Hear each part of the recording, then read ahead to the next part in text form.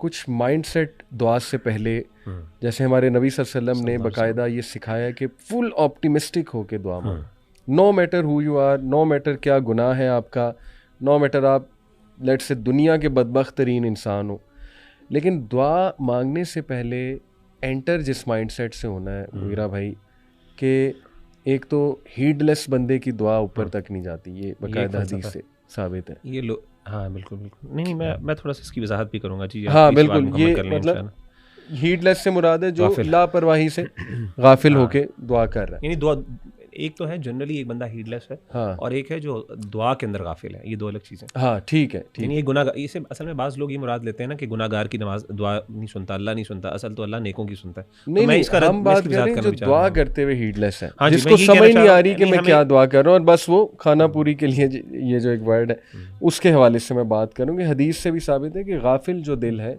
उसकी दुआ जाहिर है कि उसमें वो इफेक्ट नहीं होगा। और दूसरी बात कि पूरी इस आपने माइंड सेट इंटेंशन के साथ दाखिल होना है दुआ में कि इंशाल्लाह अल्लाह रब्बुल आलमीन मेरी दुआ सुन भी रहा है, समी अल्लाहु लिमन हमीदा, और अल्लाह रब्बुल आलमीन कबूल भी फरमाएगा, अल्लाह रब्बुल आलमीन ज़रूर कबूल फरमाएगा। तो ये मैं चाहता हूँ कि ज़रा अहदीस की रोशनी में थोड़ी और वजाहत इसकी कि व्हाट्स द माइंडसेट। अली भाई, इसमें ना दो चीज़ें मैं जिक्र करूँगा। पहले तो मैं ये जिक्र करूँगा जो आपने जिक्र की, यानी बात की है, ये हदीस है अल्लाह के रसूल सल्लल्लाहु अलैहि वसल्लम की कि माइंडसेट क्या होना चाहिए। सुनन तिरमिज़ी की हदीस है, आपने फरमाया उदउल्लाह व अंतुम मूक़िनून बिल इजाबा, कि जब भी तुम अल्लाह ताला से दुआ करो तो तुम्हें खूब यकीन हो इस बात का कि अल्लाह इसका जवाब देगा, अल्लाह इसको पूरा करेगा। और फिर आपने फरमाया कि वअलमू अन्नल्लाह ला यस्तजीबु दुआअन मिन क़ल्बि गाफ़िलिन लाहिन, ये आपने जो जिक्र किया ना कि अल्लाह ताला किसी गाफिल दिल की दुआ को नहीं कबूल करते। यानी जब आप हीडलेस हैं और जब आप उस दुआ के साथ देखें, अल्लाह ताला कोई देने का आपका मोहताज, यानी अल्लाह आपका मोहताज नहीं है आपकी दुआओं का।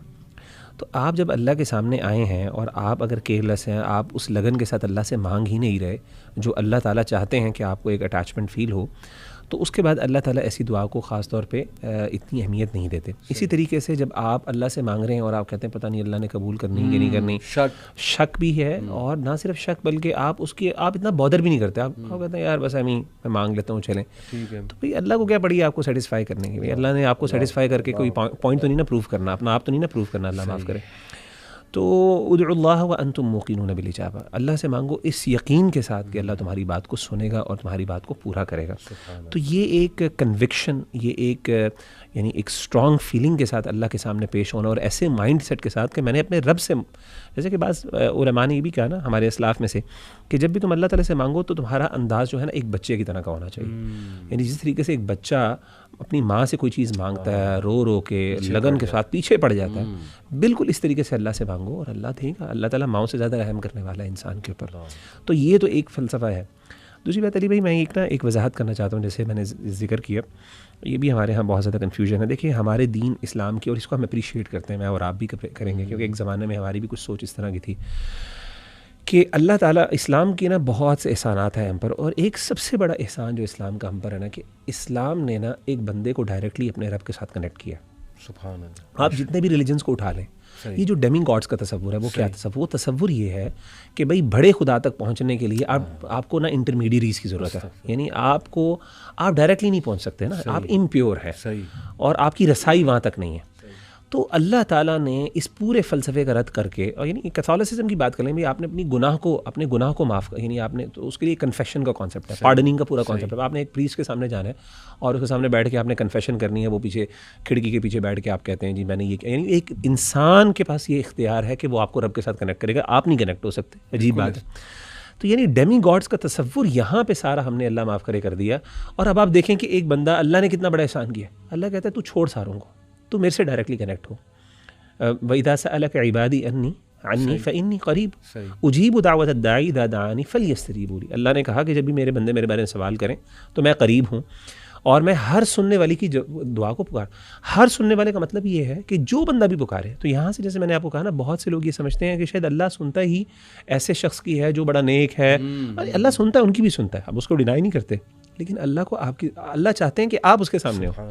जितने गुनाहगार हाथ लेके आप अपने रब के सामने पहुंचेंगे उतनी ही तड़प आपके अंदर होगी ना। मतलब अब एक बंदा मोमिन है, वो आपके लिए दुआ मांग रहा है, कभी भी उस लगन से शायद उस जज्बे के साथ नहीं मांग सकेगा जिस फीलिंग के साथ आप मांग रहे होंगे। यानी आप अल्लाह के सामने होंगे, आजिज़ भी होंगे, आपको अपने गुनाह भी याद आएंगे, आपको उसमें शर्मिंदगी नदामत भी होगी।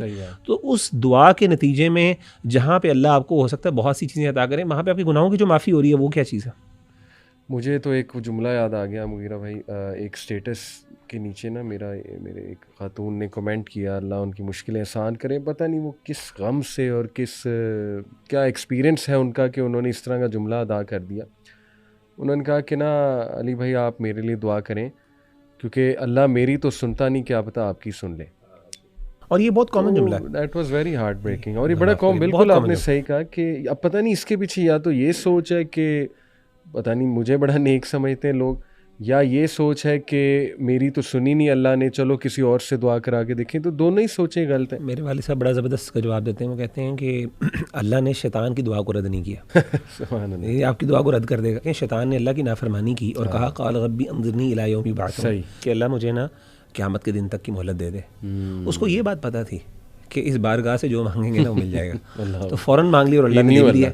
यानी अल्लाह अगर भाई इतना बड़ा अल्लाह की बगावत कर रहा है, अल्लाह के सामने खड़ा हो रहा है, कहता मैंने तो सजदा नहीं करना, और साथ ही दुआ भी मांग रहा है, अल्लाह ने दुआ कबूल कर ली।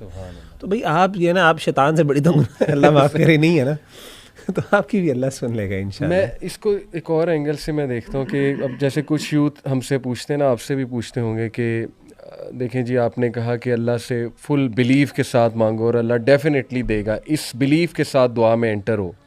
तो वो कहते हैं कि नहीं हमने इसी बिलीव के साथ मांगा लेकिन फिर भी नहीं मिला।